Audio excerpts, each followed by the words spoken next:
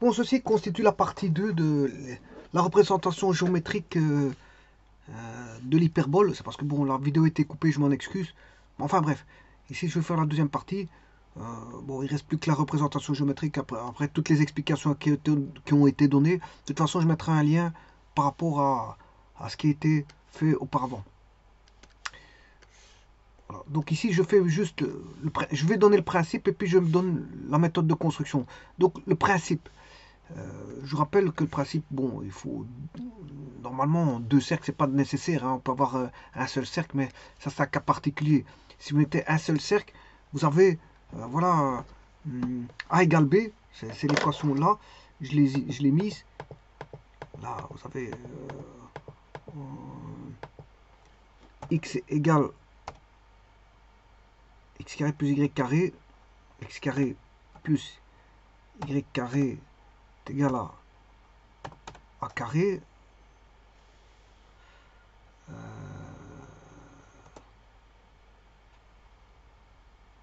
Oui, attention qu'ici le a carré il vaut 4.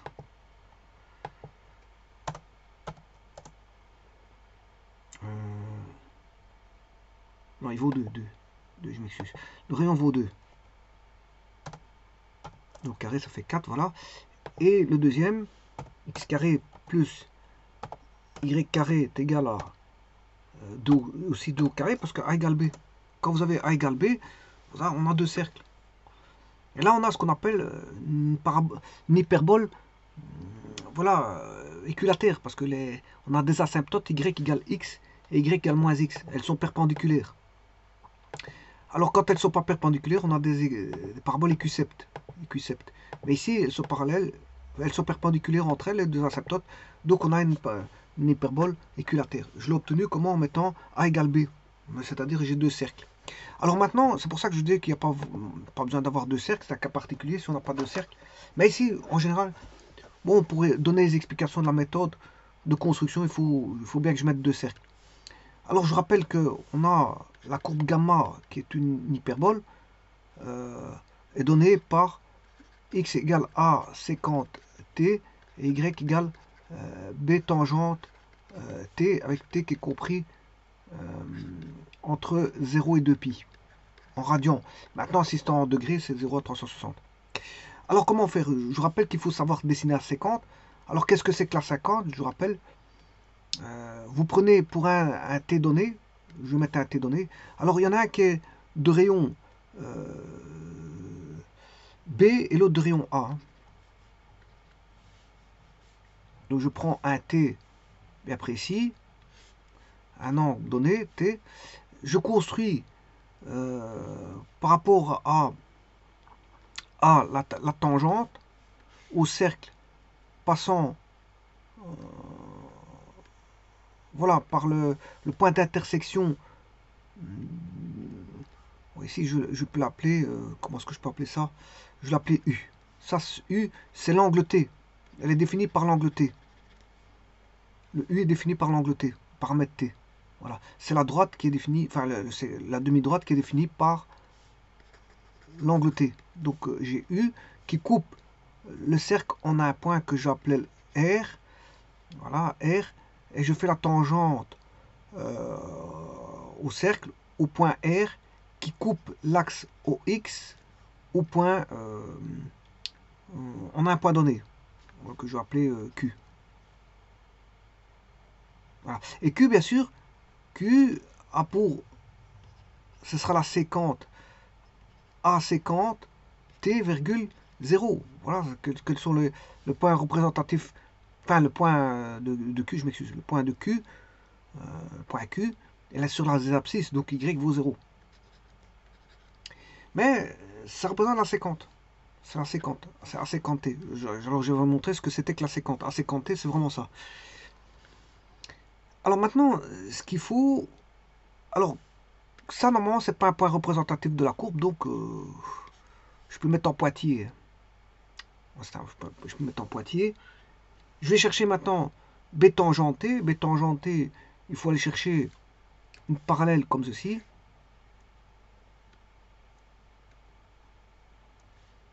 Voilà.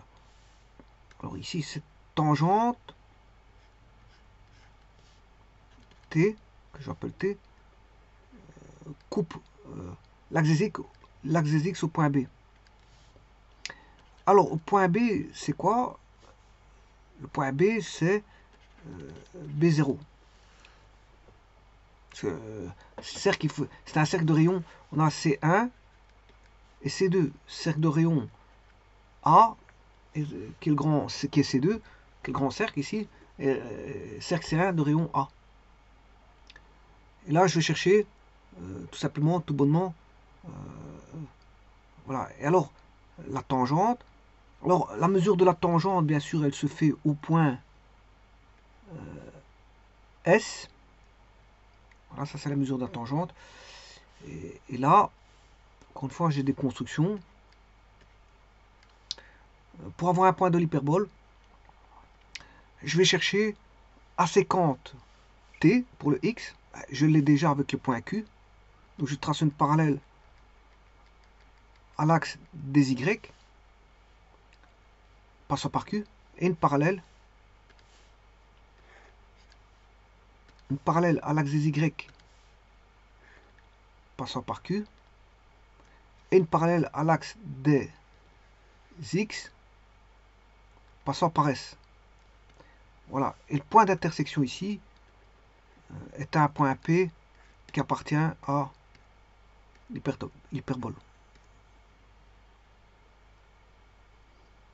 C'est un point P appartenant à l'hyperbole. Donc, l'hyperbole, bien sûr, si vous le dessinez, à partir d'ici, voilà, vous faites ça pour différents T, pour différents T. Alors pour différents T, vous allez avoir différents P. Après, vous faites une... Comme on a OX qui est un axe de symétrie, vous pouvez symétriser par rapport à OX. Et puis, une fois que vous avez fait le premier cadran et le quatrième cadran, vous symétrisez par rapport au Y, vous aurez les autres parties de la courbe. Voilà, ça c'est le principe. Maintenant, je vais faire la méthode. Alors, la méthode. Alors, je vais tout effacer ici. Je prends un nouveau. Voilà, jeter. Alors, je vais prendre.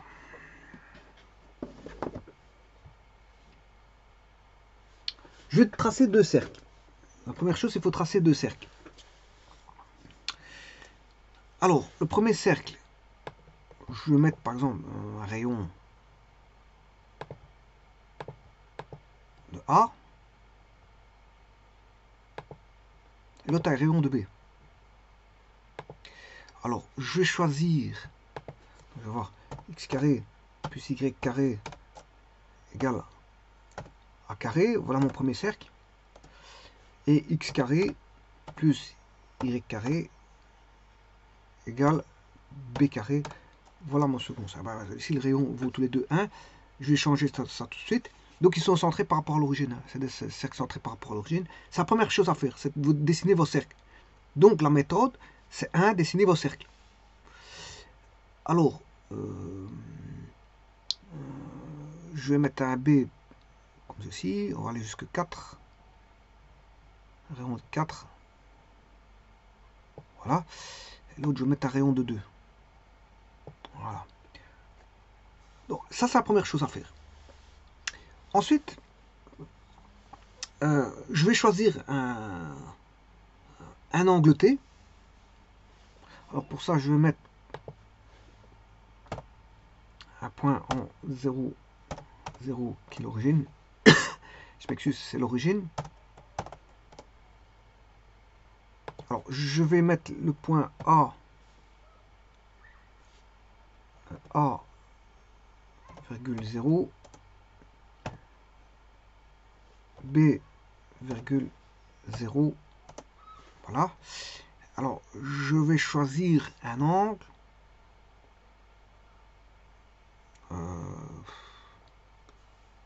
Voilà. On prend un angle n'importe quoi. Hein. Je prends une droite qui a passé par l'origine. Voilà. J'ai pris voilà, une droite n'importe comment. Alors, je peux vous dire l'angle qu'est-ce qu'il vaut aussi, dans ce cas-ci. l'angle il vaut, c'est l'angle BO. Voilà, j'ai choisi un angle, peu importe, je l'ai mis en angle, en degrés. Alors je pourrais me mettre en radian si vous voulez en arc, mais ici je l'ai mis en degrés. Alors là je devrais le faire pour plusieurs angles, hein, plusieurs alpha. Et si je l'ai fait une fois, ben, je peux le faire 2-3 fois et vous montrer un petit peu comment ça va. C'est-à-dire que 2-3 fois, ça veut dire quoi? Ça veut dire que je vais mettre une deuxième droite avec un angle qui serait ici, voilà, et une troisième droite avec un angle qui serait là-bas. Et donc, j'aurai un angle, j'aurai plusieurs angles. J'aurai un deuxième angle qui serait BOD, voilà, et BOE. Voilà. Donc, il faudra le faire plusieurs fois le travail, c'est ça que je veux dire. Bon, avant de faire avec différents angles, faisons-le avec déjà un angle. Alors, on va le faire avec celui-ci. Alors, pour ça, qu'est-ce que je vais faire? J'ai une intersection. Vous devez aller chercher, bien sûr, parce que je dois créer la séquente. Ce qu'il me faut, c'est d'avoir la séquente. Il me faut le X. Et puis, je vais chercher le Y. On sait bien que la séquente, il faut que je la construise. Alors, comment construire une séquente? Là. Je vais chercher l'intersection de cette droite avec ce cercle. Voilà. Et je vais chercher une tangente. La tangente, c'est là, du cercle avec ce point. Voilà. Alors, si on regarde de plus près, j'ai une intersection de cette droite avec cette droite, enfin, l'axe OX avec cette droite. Hein, et là, le H, c'est exactement la séquente. 2,2 est la séquente. Oui, la séquente. La séquente de 24,64. C'est-à-dire de alpha. Alors, je vais vous prouver, regardez bien que H fait 2,20. Alors, la séquente, ce sera... alors ici, le rayon, il fait 2 fois séquente de alpha.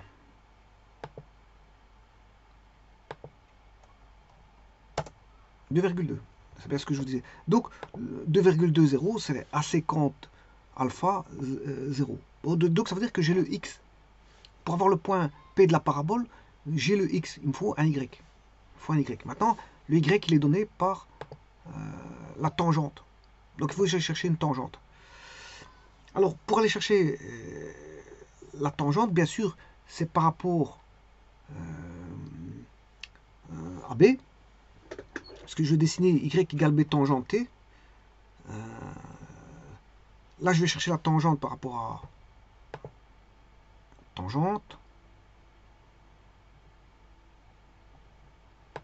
Voilà, de ce cercle par rapport à B. Alors, point B, on connaît son abscisse qui vaut, voilà, qui vaut B, parce que c'est un cercle de rayon B. Donc, c'est 0B. C'est B0. B0 pour le point B. Et pour le point AA, c'est A0. Voilà. Et donc, ça, c'est la tangente. Enfin, je m'excuse, c'est la tangente au cercle de rayon B passant par le point extrême qui est B, le point grand B.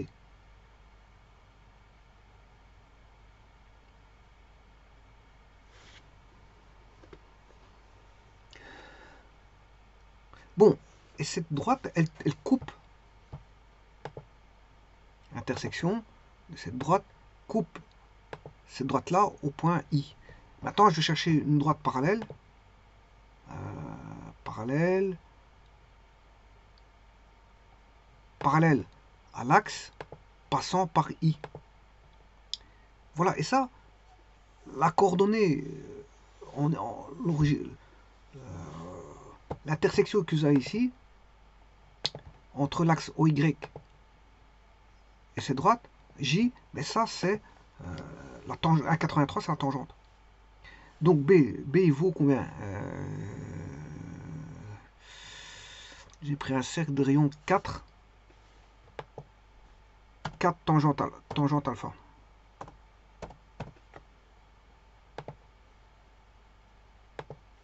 « 1,83. voyez bien ce que je vous disais, c'est vrai. Bon, maintenant, j'ai B tangente alpha, j'ai A50, j'ai le X, A50T, et j'ai le Y, B tangenté, et les deux points forment un point de la parabole. Alors, ce point, il est où la séquente. Oui, il faut que j'aille encore chercher une intersection, enfin une droite parallèle, passant par H. Droite parallèle,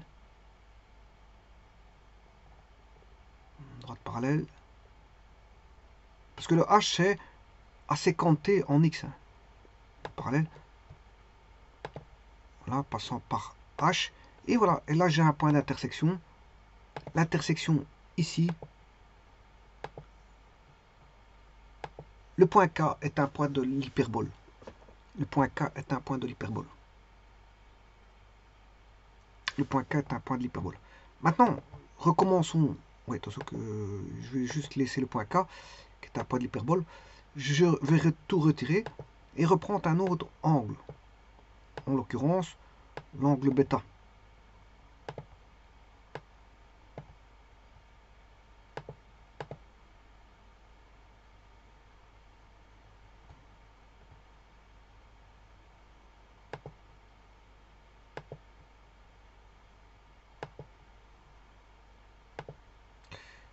Voilà.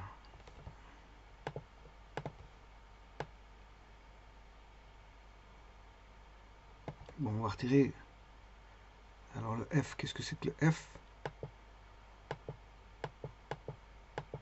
Ouais, ça j'ai pas besoin. J'ai pas besoin. Bon. Alors on va retirer cette droite là. Droite OC, à mon avis c'est celle-là. Voilà, avec l'angle alpha qui m'intéresse plus. Maintenant je vais chercher une autre droite. Le point C, je vais l'enlever. Je vais chercher la droite OD. L'angle droite OD, point E. L'angle bêta, le voilà. Bon, je vais faire avec ça, avec celui-ci. Ben, on y va. Donc je fais la même chose, je vais chercher l'intersection de cette droite avec le cercle, point M. Je vais chercher une tangente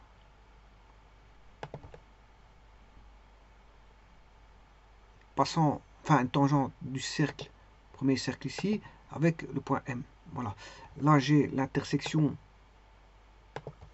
avec celui-ci qui va me donner, avec l'axe OX, qui va me donner le point N qui est la A50. J'ai déjà le X.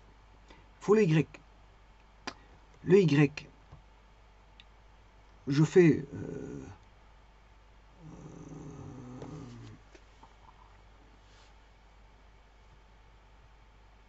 la même chose. Donc maintenant je cherche le Y, B tangenté, B tangente.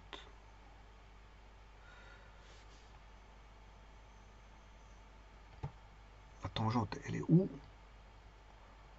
Tangente. Mon cercle passant par ici. Voilà. Je vais faire une parallèle.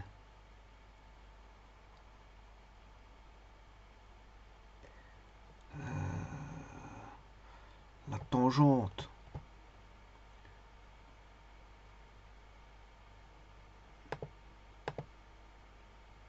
Une parallèle à l'axe OX. Oui, c'est ce qu'il faut que j'aille chercher l'intersection. L'intersection de ce point avec ce point.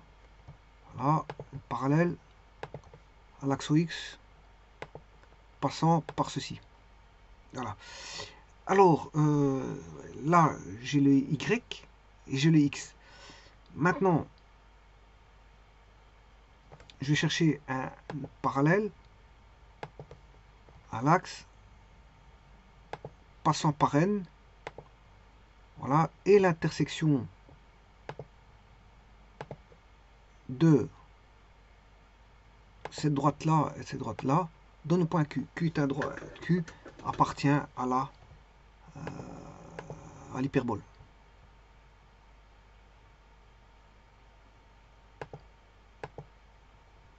donc KQ appartiennent à l'hyperbole.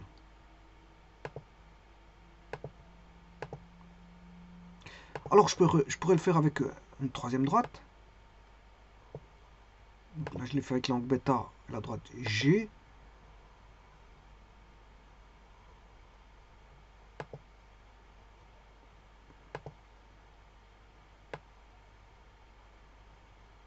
Alors je vais déjà voir si elle passe x carré sur un carré 4 moins y carré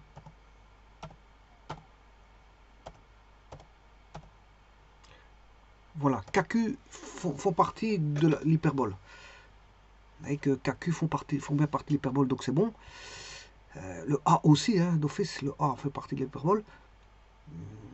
Maintenant, je vais faire pour. Donc j'ai le point, chercher l'intersection.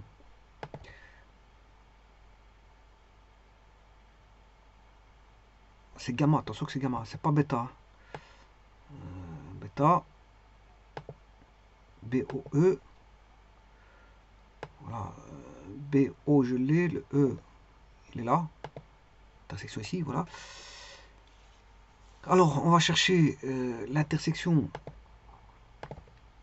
de ce cercle avec ceci. Je vais chercher la tangente du cercle passant par le S. La séquente, c'est l'intersection. Aséquente, c'est l'intersection de celui-là avec l'axe CT. Donc j'ai le X. Donc là, il faudra aller un peu plus loin. Alors le Y, chercher la tangente. Voilà. De ce cercle passant par B. Voilà. Qui coupe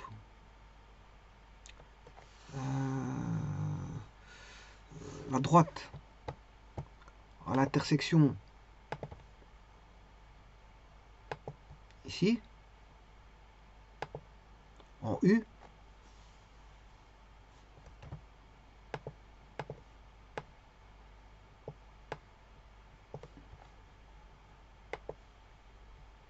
Je vais changer de couleur l'hyperbole.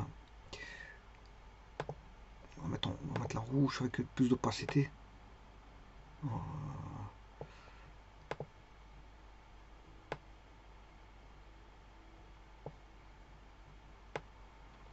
ça c'est l'hyperbole. Maintenant, je vais chercher une droite.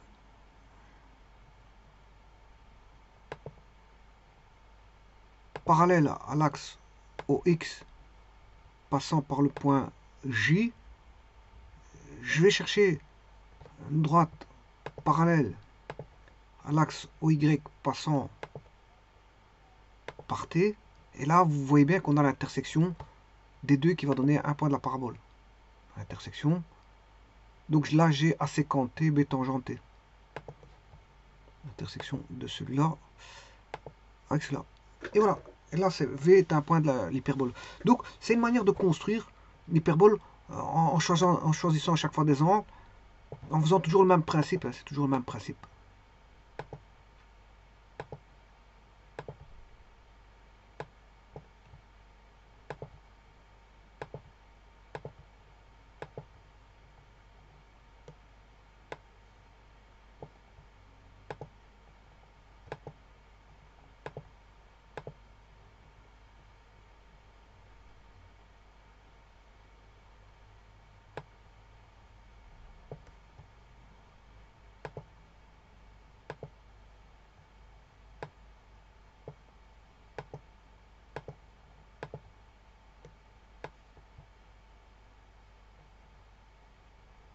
Et puis, vous faites, bien sûr, et en premier cadran, vous faites les symétries par rapport à l'axe OX. Une fois que vous avez terminé le cadran 1 et 4, vous faites le cadran 2 et 3 par une symétrie par rapport à l'axe OY.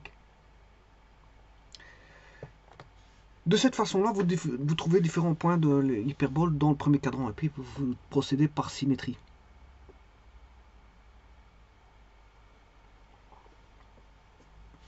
Je vous remercie.